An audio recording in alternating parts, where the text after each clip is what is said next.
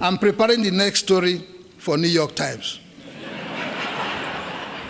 The lesson is that if we could kick Ebola in no distant time, we shall also kick and indeed destroy Boko Haram. Canadians described him as the quintessential Nigerian diplomat, proud of the nation Nigeria. Nigeria's former High Commissioner to Canada, Ojo Maduekwe, had a strong belief in the potency of citizen diplomacy. It was the passion to defend and project Nigeria's integrity to the rest of the world that informed the adoption of citizen diplomacy under his tenure as Nigeria's Minister of Foreign Affairs in 2007.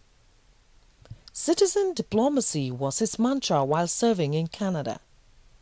Under his watch, Canada hosted a high-level trade investment mission from Nigeria led by the then Vice President, cabinet ministers, governors, and 25 chief executive officers representing some of Africa's most successful businesses.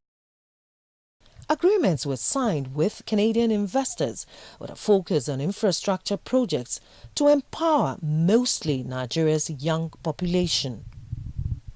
Shortly after the conference, both countries began and completed the Foreign Investment Promotion and Protection Agreement FIPA, signed in April 2013 in Abuja to protect investors' investment in Canada and Nigeria.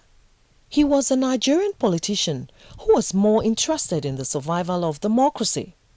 That was his message to the Canadian Parliament after his party lost to the opposition APC in 2015.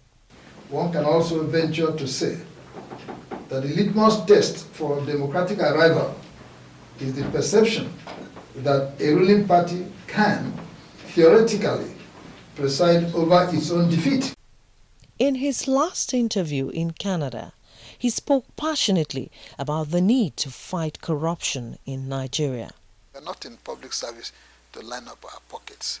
If anybody is not comfortable with his salary as a minister, then resign and go into the private sector. But as long as you agree to serve the nation in any capacity, minister, high ambassador, high commissioner, or whatever, serve 24/7. Even doing private business is against the code of conduct. In Ontario, Canada, Osiagwu, NTA News.